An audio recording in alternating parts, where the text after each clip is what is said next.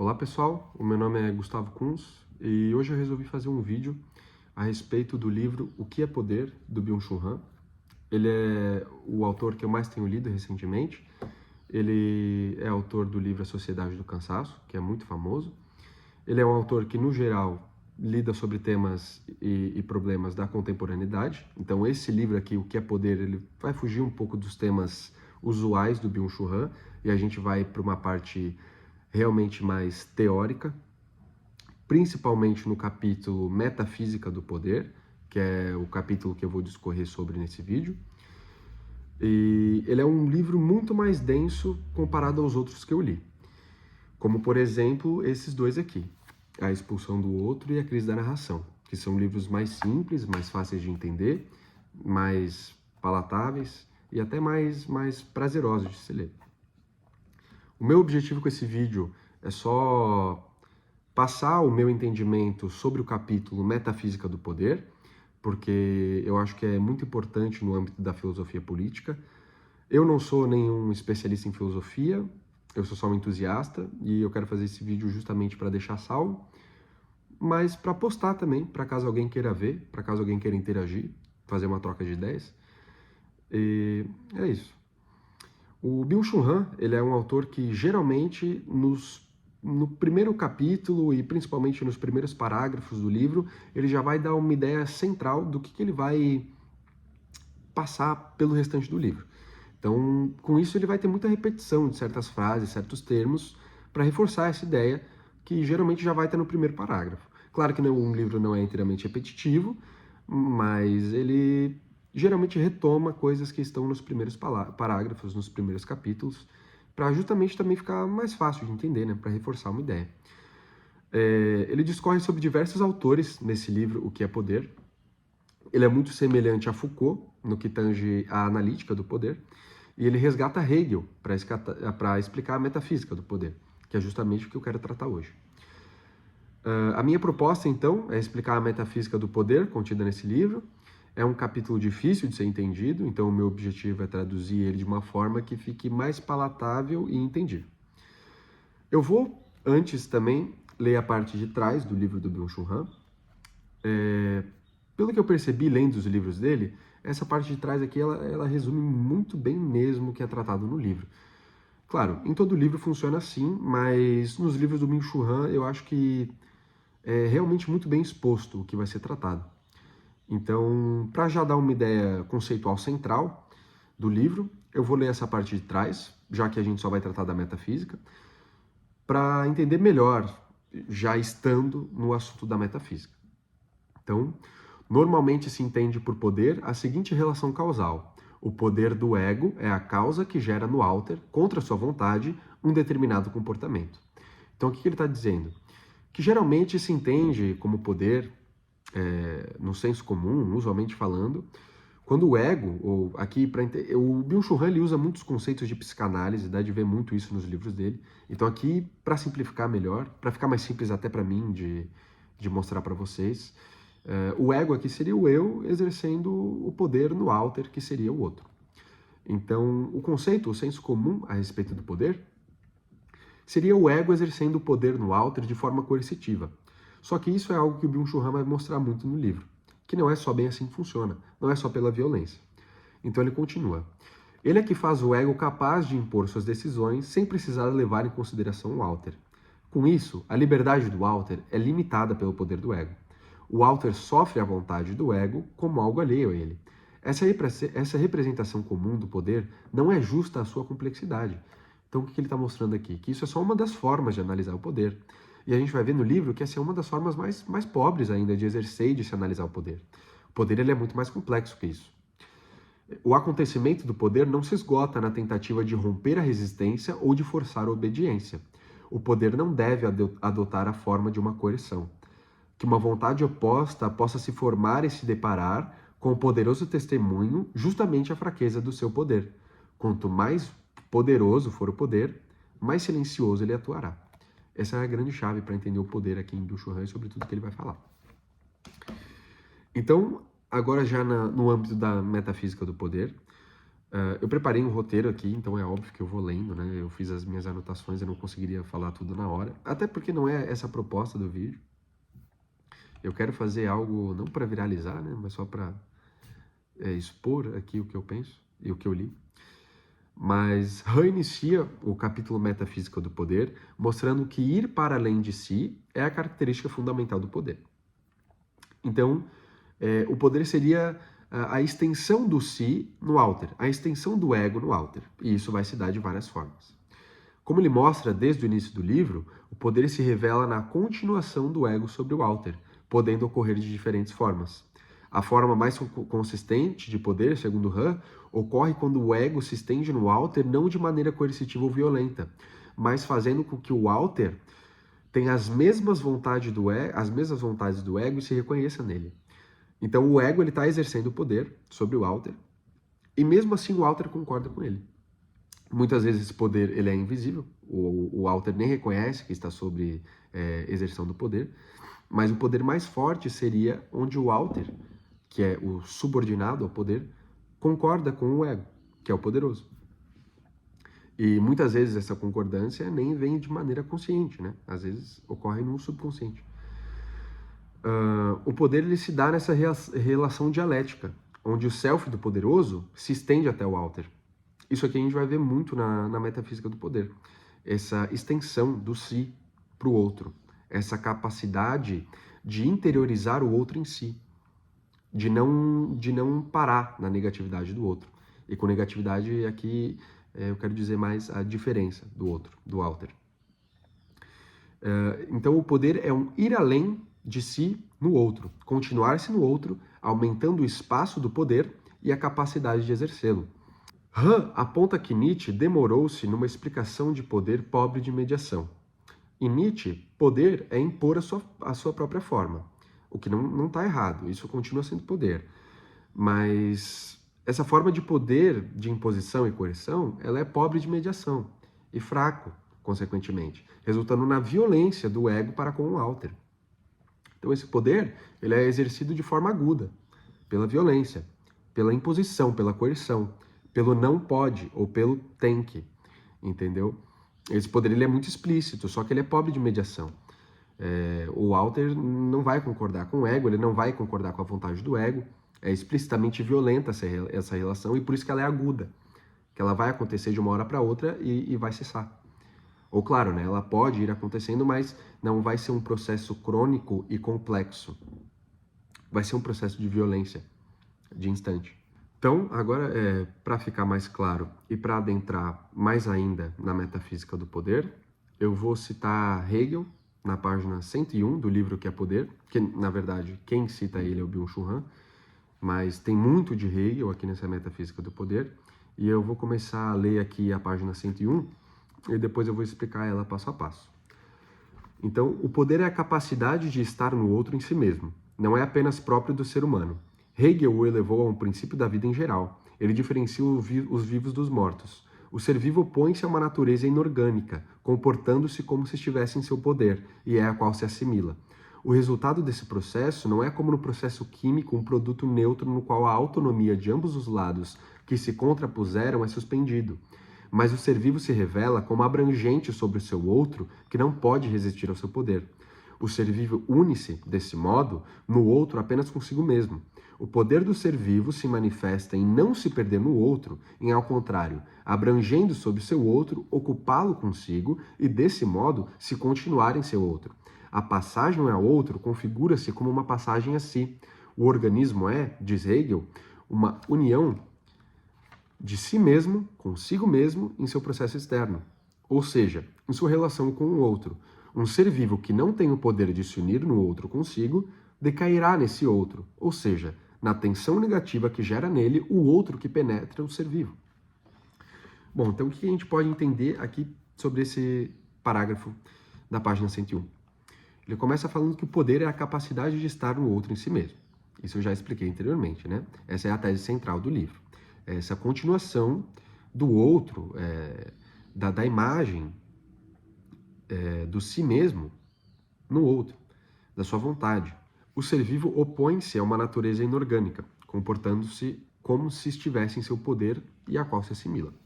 Aqui ele quer dizer que o ser vivo interage com o mundo inorgânico, com o mundo não vivo, tratando como algo a ser assimilado, algo a ser incorporado, interiorizado, como, por exemplo, ao se alimentar. Essa é a questão que ele coloca no parágrafo sobre a digestão.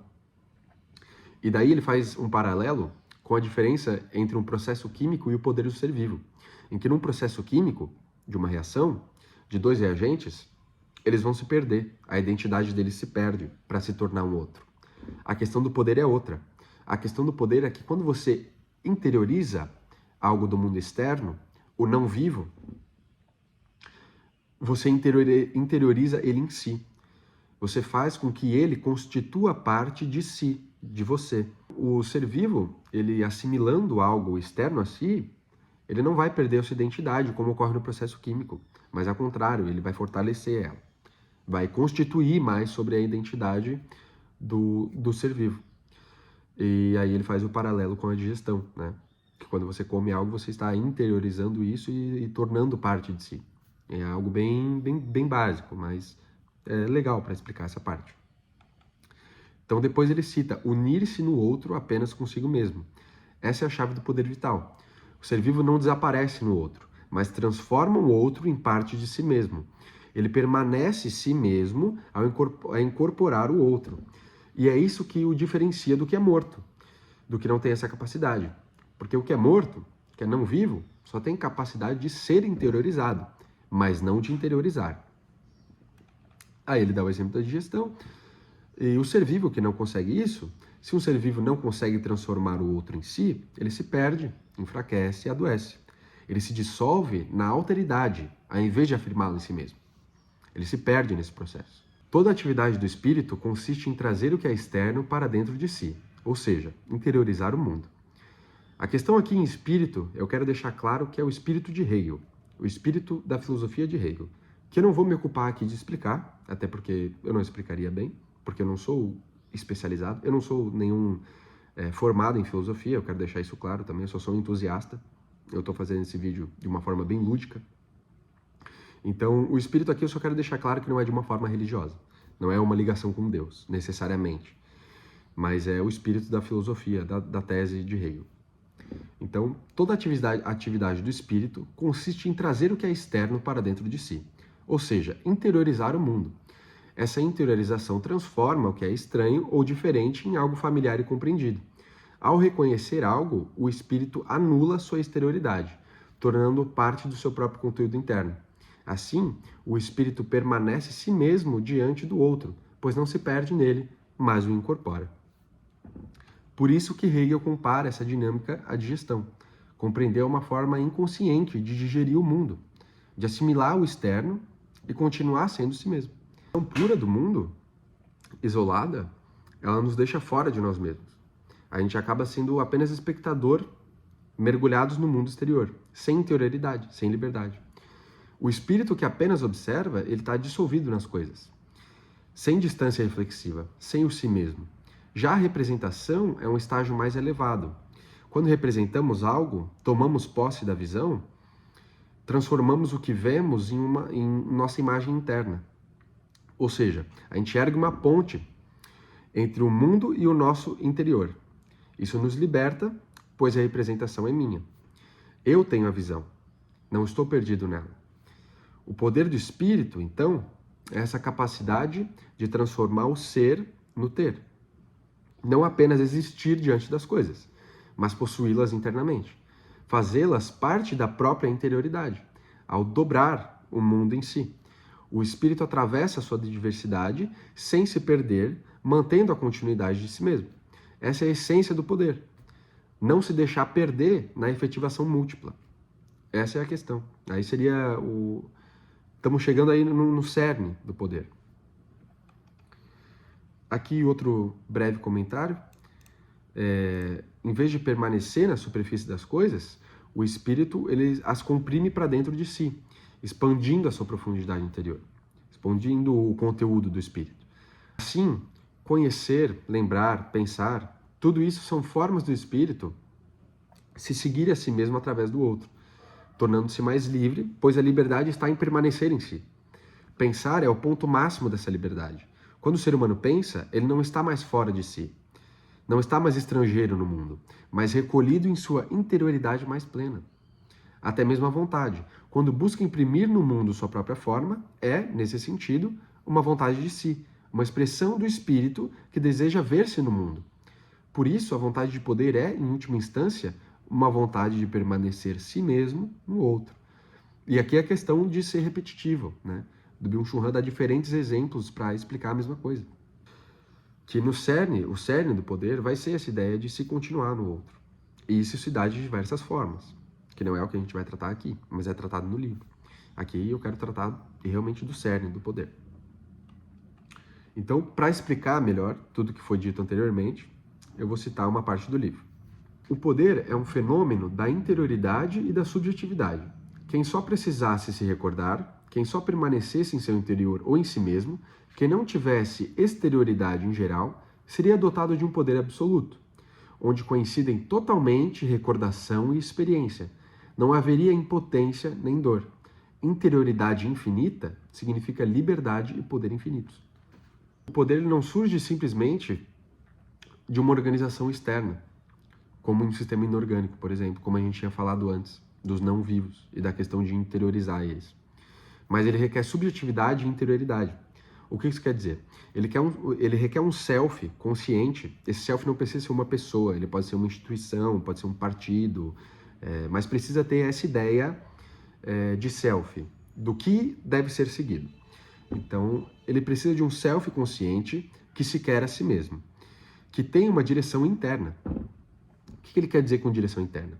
Que se quer a si mesmo, que ele quer interiorizar as coisas, trazê-las para dentro de si, mas continuá-las no outro também. Então, é por isso que o espaço do poder ele é ipsocentrado. Ele gira em torno de um centro subjetivo, uma vontade que organiza e unifica. E aqui isso pode se dar de várias formas, como com alguém liderando algo, e então a partir daí o self vai ser o self dessa pessoa que está liderando. A gente tem que seguir a imagem dele. Só que, claro, né, não é isso que acontece na contemporaneidade. Existe nos espaços de poder um self a ser seguido, que muitas vezes ele não é reconhecido, não é uma imagem imposta, mas é uma totalidade dentro da própria sociedade, das convenções sociais, né, que há um self a ser seguido. Essa é a questão dele aqui, que muitas vezes isso pode ser invisível. Quanto mais elementos distintos conseguem se articular coerentemente em torno desse centro, mais potente e complexo vai ser esse organismo. E mais poder ele vai conseguir exercer. Seja ele um indivíduo, como eu falei antes, uma instituição ou uma sociedade. Por isso, o ser humano, com sua interioridade rica, é capaz de produzir os sistemas sociais mais desenvolvidos e poderosos, pois leva ao extremo essa centralização subjetiva que sustenta o verdadeiro poder.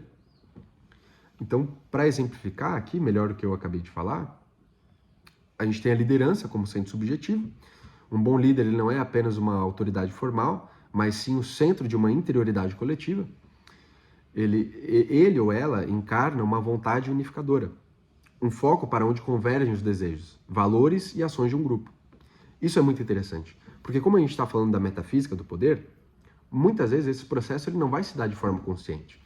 De alguém ver um líder e falar, opa, eu devo seguir a imagem dele. Não, mas de uma coletividade que pensa junto, muitas vezes de forma subconsciente, que tem uma imagem a ser seguida, mas que não necessariamente é um processo ativo.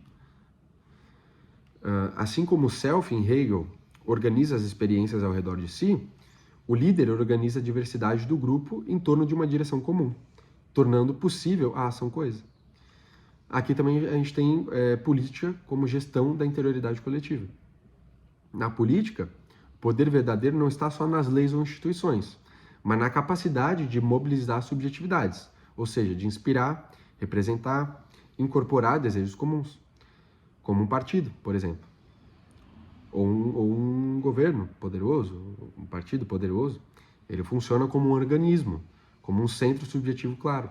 Vou citar um último parágrafo aqui que eu quero ler, que eu acho que é o parágrafo mais importante para entender a metafísica do poder e a raiz do conceito de poder. Esse parágrafo está na página 111, eu vou ler ele e posteriormente eu vou explicar de novo. O poder é a habilidade do ser vivo de não se perder no outro na efetivação múltipla, de se continuar para além das tensões negativas. Ele é a possibilidade da autoafirmação, apesar da negação interna e externa. Quem, em contrapartida, não permanecer na negatividade, incluindo-a em si, possui apenas uma potência de ser diminuta. Desse modo, neuróticos e Deus, entre aspas, estão quanto à potência de ser opostos um ao outro. O neurótico é caracterizado por poder incluir apenas pouco não ser em si. Por medo de não ser, fica restrito em seu pequeno, diminuto castelo. O ser humano mediano é capaz de carregar consigo determinada quantidade de não ser, já o criativo uma quantidade maior. E Deus, falando de forma simbólica, uma quantidade infinita. A autoafirmação de um ser, apesar do não ser, é a expressão de sua potência de ser. Com isso, chegamos na raiz do conceito de poder. Esse parágrafo ele é muito confuso, eu demorei bastante tempo para entender ele e tive que reler várias vezes. Então agora eu vou explicar esse parágrafo aqui. No começo ele fala que o poder é a habilidade do ser vivo de não se perder no outro na efetivação múltipla, de se continuar para além das tensões negativas. O que ele quer dizer com isso? Que ter poder é conseguir manter a sua identidade, como a gente já viu antes, a identidade do ego, sua essência, mesmo vivendo em meio a muitos estímulos, influências ou dificuldades, as tensões negativas que ele diz. Ou seja, é não se dissolver no caos da diferença, no caos do mundo. Ele é a possibilidade de autoafirmação, apesar da negação interna e externa. Poder é afirmar a si mesmo, vontades, valores, identidade, mesmo quando há forças internas, como medos ou inseguranças, e externas, como críticas ou obstáculos, tentando nos negar, tentando impedir essa autoafirmação. Então, o poder é superar isso, superar essa negação interna e externa. Quem, em contrapartida, não permanecer na negatividade, incluindo-a em si, possui apenas uma potência de ser diminuta. Então aqui, quem não consegue suportar ou aceitar o lado negativo da existência, essa negatividade que eu citei anteriormente, como sofrimento, insegurança, fracasso, ele acaba tendo pouca potência de ser. Ou seja, ele é fraco em termos existenciais. E daí aqui ele cita o termo neurótico. O neurótico ele inclui apenas pouco não ser em si. O neurótico é aquele que não suporta a negatividade, o não ser. Ele tem medo do vazio, da incerteza, do fracasso. Por isso, ele vive preso em si mesmo, num diminuto castelo, como ele cita ali no parágrafo. Deus inclui uma quantidade infinita de não ser. Deus aqui como símbolo, né, seria o ser que pode incluir tudo, até o nada, a dor, o caos, sem deixar de ser. Ou seja, ele se autoafirma apesar de tudo isso. Isso é o ápice do poder. Isso é o centro do poder. É se projetar para além das tensões negativas. Conseguir passar a imagem, não passar a imagem, mas continuar a imagem sobre o outro. A imagem do ego sobre o alter. E esse poder ele vai se dar de várias formas. Que aqui eu poderia me ocupar falando muito delas, porque o Byung-Chul Han, ele passa muita parte do livro falando sobre as formas de poder. Sobre a forma de poder violenta, sobre a forma de poder que é invisível, que vai ser mais forte, né? E ele mostra que é dessa forma que se dá. E aqui ele explica a metafísica do poder. Esse vídeo, ele provavelmente ficou muito ruim, porque eu não sou um bom locutor, não sou um bom apresentador, mas como eu já falei anteriormente, e para dar mais algumas ressalvas, eu estou fazendo isso de uma forma muito lúdica, só para deixar salvo, e para ter para mim, mas para postar aí, para caso alguém queira interagir, ou caso alguém queira me corrigir, porque eu posso ter errado muito no que eu estou falando, porque eu não sou nenhum especialista em filosofia, eu sou só um entusiasta. Mas eu queria mostrar aí, para quem for ver, o que é poder e a metafísica do poder. Tudo bem? Então fechou.